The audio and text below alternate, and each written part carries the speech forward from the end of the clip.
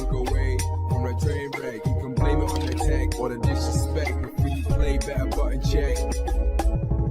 Button check.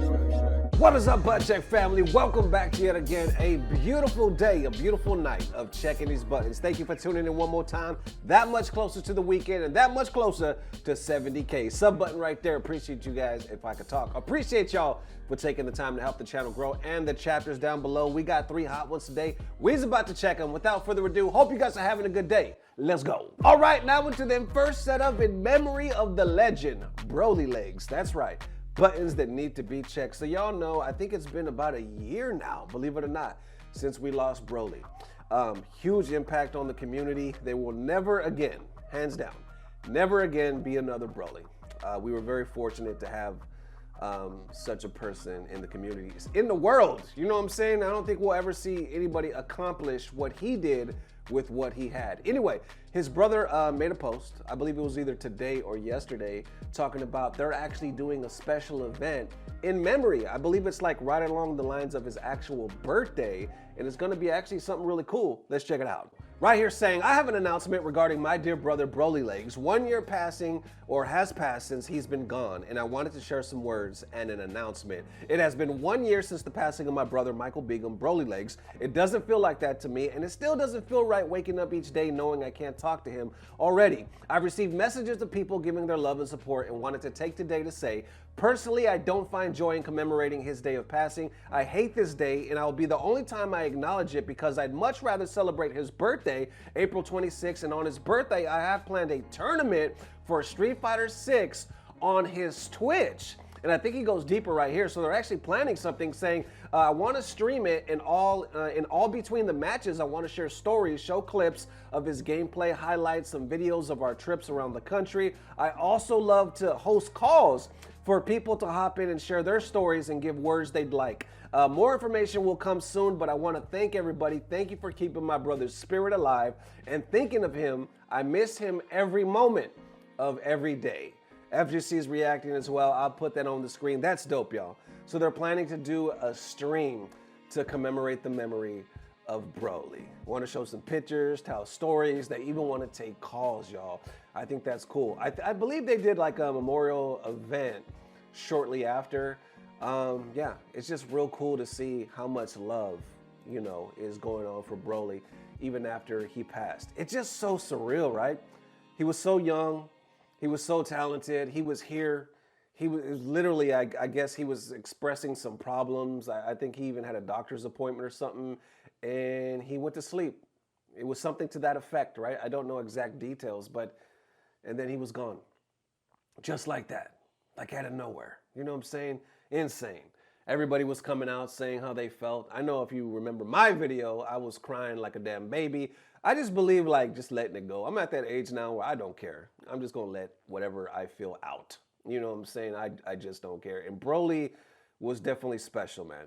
He was definitely a talented dude. And like I said, I don't think we'll ever see another Broly Legs. So anyway, we'll keep you up to date. I think this is a really cool idea. I didn't know he was born in April. I didn't know he was an Aries like your boy, you know what I'm saying? My birthday's coming up like first week of April. So anyway, long story short, we'll keep you up to date. I think this is a really cool idea. Let me know how you feel. All right, next up for them, Brian F. exposing the truth on FGC sponsorships, buttons that need to be checked. This one I found super interesting just on the title alone. He posted this video a couple days ago. I have been a content creator now, FGC style, for like 8 years, right? And I've worked with my fair share of sponsorships, a lot. I don't know if there's any other FGC content creator within the span of 8 years that has worked with more sponsors than I have. Now, I didn't work with sponsors the whole time, but you know, I would say roughly the last 4 years. It's been jam-packed, you know what I'm saying? But anyway, I found this interesting because there was a Guilty Gear situation, sponsorship opportunity that he was a part of. He caught a lot of shit for it, and he's actually responding to it and kind of breaking some of it down. Now, I'm gonna put the link down for the full video so you guys can check it out. We're just gonna check out a highlight.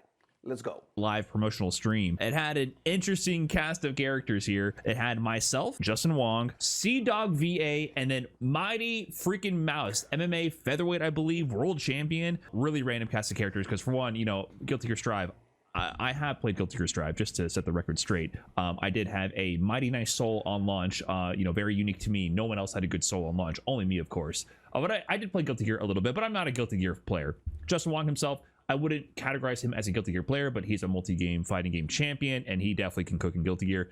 Dog VA told us himself personally he does not play fighting games, and Mighty Mouse is definitely actually a fighting game fan. He was fanboying over Justin Wong and all the practice and rehearsal leading up to the show, and he does play fighting games, and he knows what he's talking about, but, he's not really known for being the face of Guilty Gear Strive. So, in reaction to this being the cast of characters to do the announcement show for the launch of Guilty Gear Strive on Nintendo Switch, there was a lot of mixed reactions. By mixed, I mean mostly reactions like this one. Brian F. doing a Strive promo event.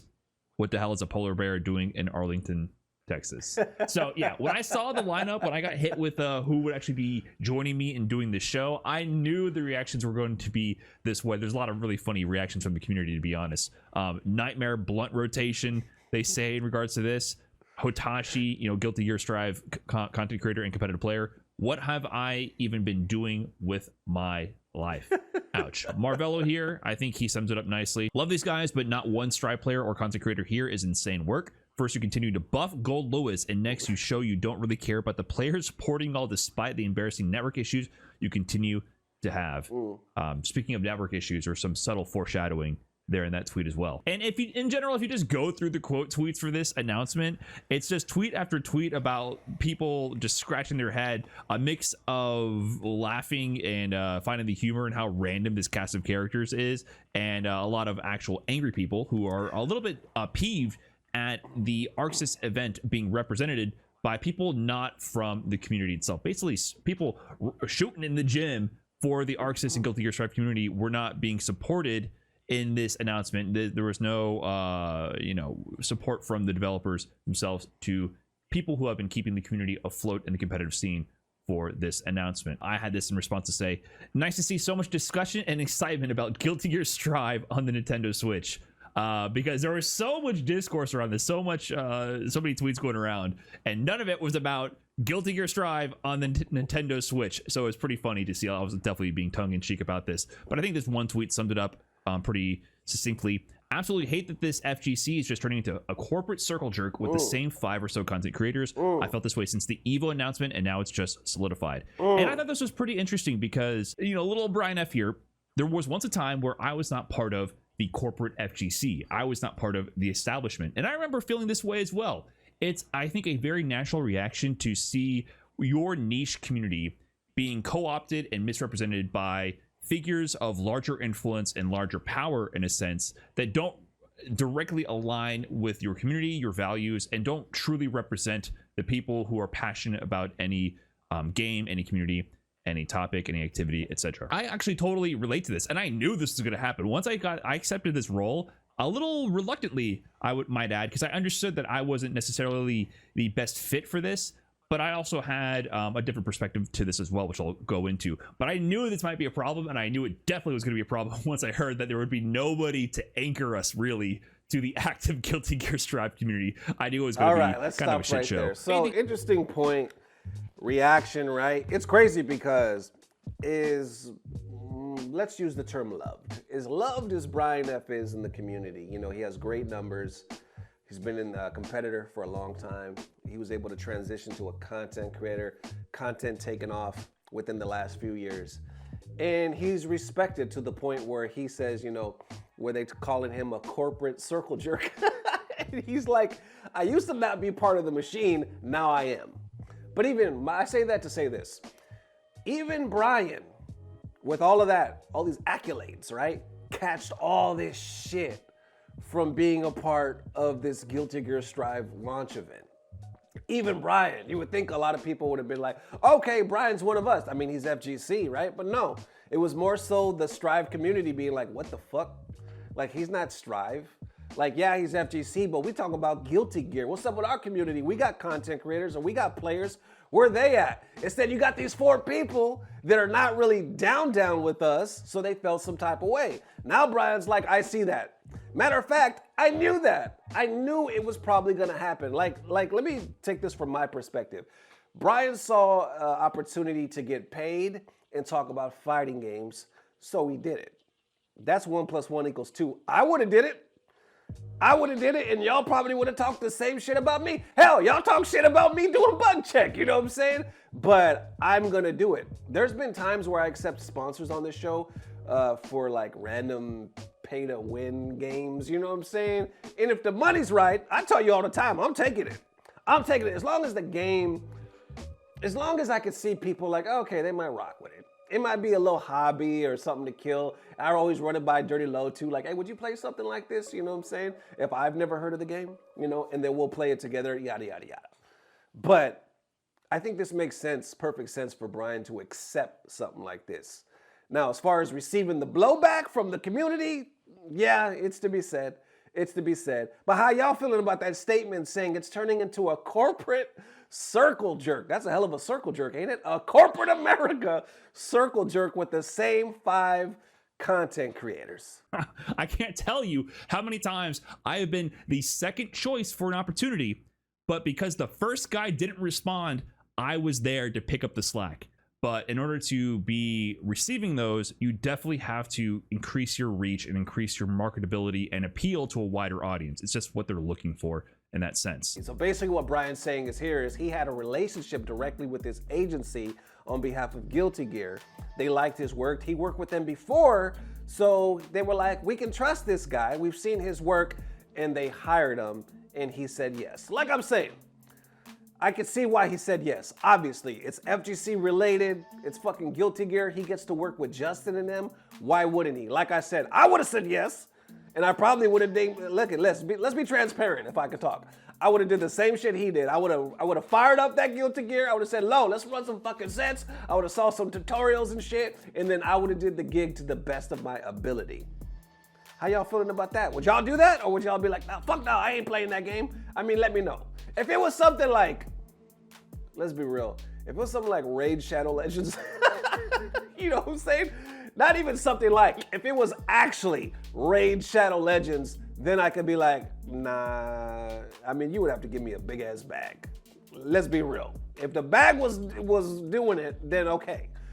But most times, no, because that ain't even gonna happen. They're never gonna really make it worth your while like that. So anyway, long story short, I feel like we get it off topic right here. I could talk about this subject. One day I wanna do like a Q&A, some kind of teaching thing or something like that on all the experience and stuff like that I've seen throughout the years. Either way, link down below. I'm out of breath, y'all. This is deep, but how y'all feeling? Let me know. All right, next up for them FGC commentators catching major shit. Buttons that need to be checked. Do you guys remember the whole discourse between Jam and Jammers? Capcom 11. Yeah, Capcom 11. I'll put a little clip of it right here. Listen, I'm sorry. I gotta call it how I see it. That was god awful. That dive kick was not. All right, you know what else is god awful? His fucking commentary, bro. I can't listen anymore. I can't. I gotta mute him. Sorry. I can't listen anymore, bro. I can't. Like, I can't. I just can't, bro. I'm sorry. I can't. Right. I can't. I cannot listen anymore. It's not good. It's just not good. Okay, so that happened. I'm sure you guys probably remember. We recorded it. FGC was blowing up all over it. Jam made this comment on his stream. A lot of people took it some type of way, thought he was hating or out of pocket for that. Other people were like, nah, he's fully in his right to speak his mind. He's earned it, and he didn't do anything that was too crazy, right? So you got two sides of the fence. Well, now, James Shan actually jumps in, and this was a few days old. Once again, link down below, check out his full video. We're just gonna check out some clips, because I definitely think he has some deep-ass, interesting points. Let's go. And, you know, and the hard part about this is, and this is kind of what I wanted to talk about a little bit. What this kind of did was it just opened up the floodgates, right? Now, like, everybody was just talking shit about, like, all the commentators. Yeah, like, I can see that. It was just like, I hate this commentator. I hate this commentator. Well, this commentator, I won't name names, but this commentator does this horrible thing. And, like, all of a sudden, it just became kind of like a mini free-for-all out there. And the crazy thing is that, like, Jam was even saying, like, he was like, look, you know what, like, I'm not saying anymore on social media. I'm taking it directly to DMs and stuff. And so, like, Jam and Jammers talked about it, and, you know, they figured it out, you know, like, no hard feelings. But, like, seriously, it just, like, kept going on social media, and everybody was talking about this and stuff. And then Brian F said something like pretty early on. So Brian F says on Twitter here. Speak of the devil. He says, all I know is you gotta have thick skin to be a commentator. Shout outs to everyone repping us on the mic. And then Swagenheimer, who I think is actually in my chat right now, says, could not pay me any money to have to deal with that. And Brian F says here, this is the tweet right here. He says, you'll get unfairly shit on as a player too, but you can do your best to keep your head down and keep grinding through it. But as a commentator, that hate is personal. And so I responded to that. Real talk, man. And I just wanted to talk about this. This is, I think, kind of important to discuss over here.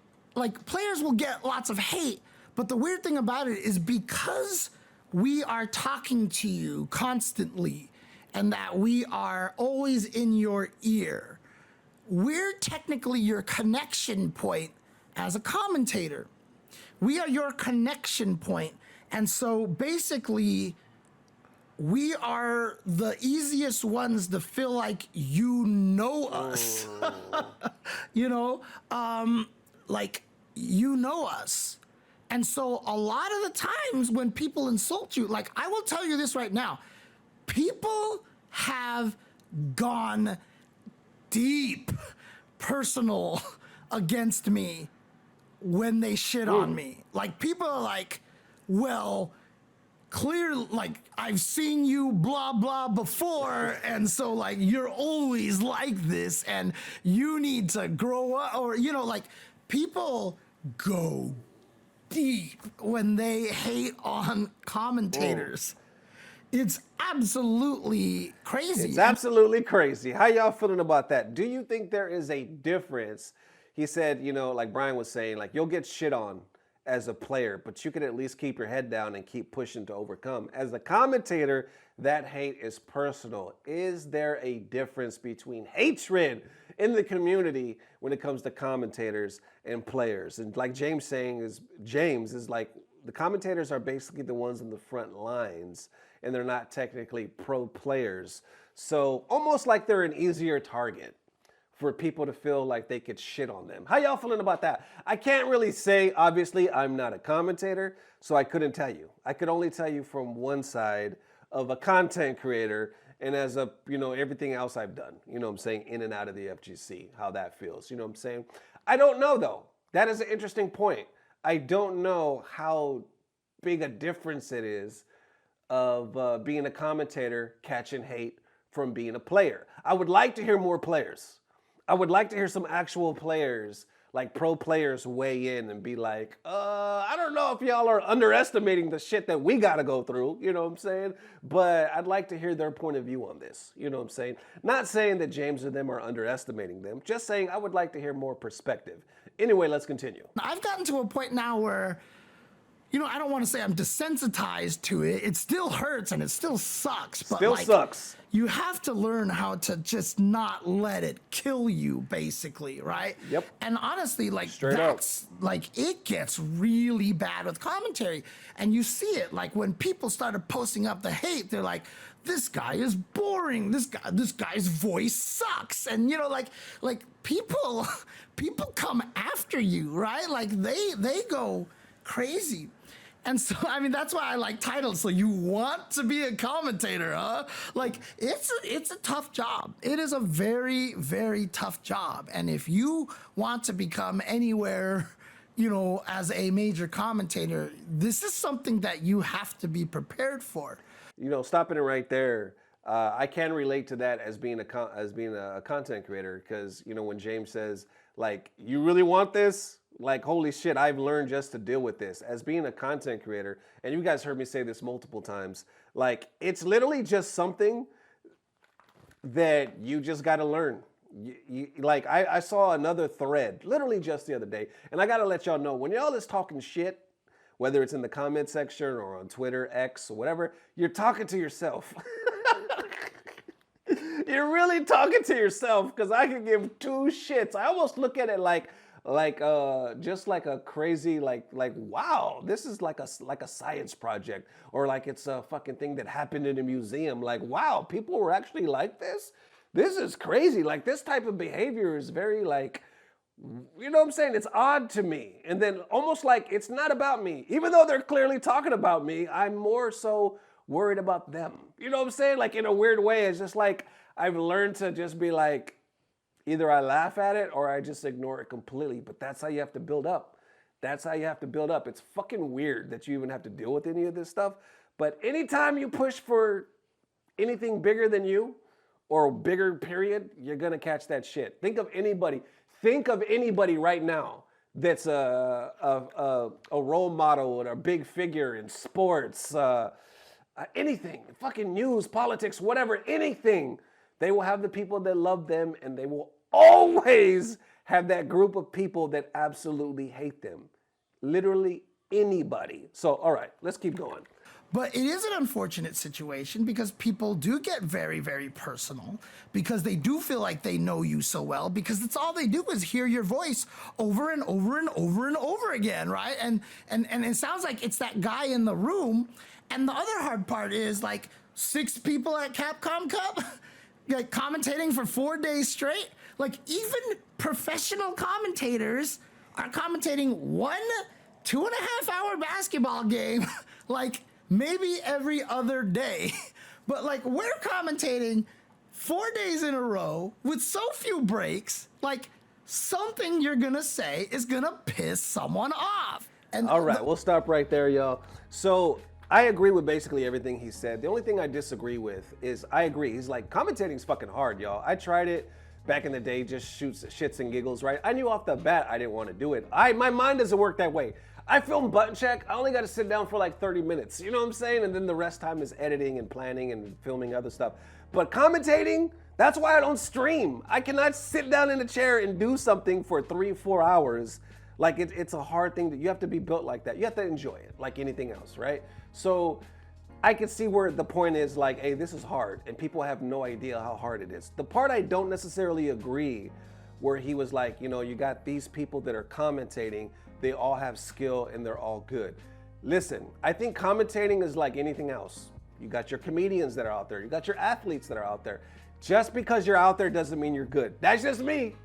Because that's fucking reality, right? You know, when I became a stand-up comic, one of the reasons that pushed me is I would watch comedians on TV. And every now and then I would be like, yo, that's... Not to be a hater, but I would be like, you know, you had your legends, and then you would every now and then see somebody like, that's all I have. Like, he made it? That joke made it? This is the Tonight Show. Or this is Comedy Central. This made it? Like, what? Like, it gave me hope. Like, wait, this is the standard? You know what I'm saying? Like, you can get in the business with this? So I was like, I know I could do that shit. I know I could do that shit. So I pushed myself, and I actually went to acting school and all this stuff for like a year. They were the ones ultimately to push me to stand-up comedy. Anyway, long story short, that's a whole different. The reason why I got in it is because I realized just because you have a mic and just because you have a spotlight or a name tag or whatever doesn't automatically make you good. That may make you good enough. I'm preaching to somebody. That may make you good enough, but doesn't actually make you great or good. And there's obviously different levels to this. So I do believe it's everybody's right that are watching, just like you criticize players, that you can criticize a commentator. It's a part of the fucking game. And you're not gonna like everybody, just like you don't like every content creator. It is fucking fact. So at the end of the day, I don't really know what we're trying to police, because I feel like it's everybody's right to say how they feel about certain people in entertainment. I like this guy, I don't like this guy, you know what I'm saying? Now, as long as we keep it about that, once we get personal, start really trying to talk some shit and bash people, you should just quit, end your life, like that kind of shit, come on. That's too much. We don't need all that shit. But as far as like being like honest and being like, yeah, I don't like that dude's a miss, or yada yada, I think that, honestly for me, I think that's perfectly natural. That it is, ladies and gents. Definitely let me know how you are feeling. I appreciate you guys for checking these buttons today. We will see you tomorrow on the Blessed Friday. The weekend is here. We done made it. Appreciate the mad love, y'all. I'm gonna try to be a little earlier tomorrow, man, so hope you guys finish this night Hope you finished it good, man. I'm still here hustling, doing my doctor's appointment. When I get time, we'll talk about this, but trust me, it's something I've been dealing with for a minute, so I'm not too pressed about it. But either way, thank you guys for the amazing love. As always, I don't know what it is, but I know it's about to get better. Love y'all forever. Peace. Blah, blah, blah. Subscribe. And now for that moment of FGC bliss. So there's a young man by the name of Bruce, aka Shonuff, I believe, member of the Button Check community in Facebook, also obviously FGC for quite some time. He's doing his own event, and I asked anybody, hey, you got some events, let me know, I'll give him shout outs and whatnot. I believe he has one coming up. He said more details to come, but he did this short announcement. I put the link down below so you guys can see the full video. Anyway, here's a quick announcement. Check it out. Here we go. The Peppery Sweets 25 has been announced, and I will go into detail regarding that very soon. Here is my channel with update and a little information. Let's check out, see what he got to say. It's gonna be me versus Ernesto Lopez, aka Mr. Button Check himself. What? I want those buns, son. I want those buns. Okay? It's time to get them. My what? He said he wants my buns. And it's time to clap my at the Peppery Sweets. Versus Ernesto Lopez, aka Mr. Button Check himself. I want those buns, son. I want those buns. Okay? It's time to get them. I don't know what the hell the Peppery, why? What's going on in these Peppery Sweets? It seems like they're more sweets than peppery. I don't know. Listen, Shonuff, I'm down with you. I'm down with you, man, but I don't know about, I don't know about these Peppery Sweets. You making me feel a little weird, you know what I'm saying? I'm gonna have to take security if I go over there. All I'm saying is I don't know about this clapping. I don't know about buns, you know what I'm saying? I don't know about any of that. You got me feeling some type of way, Shonuff. But listen, thanks for the invitation. Anyway, I wish you the best, man. But as far as me and my buns, I don't know what to tell you, man. I don't know what to tell you, man.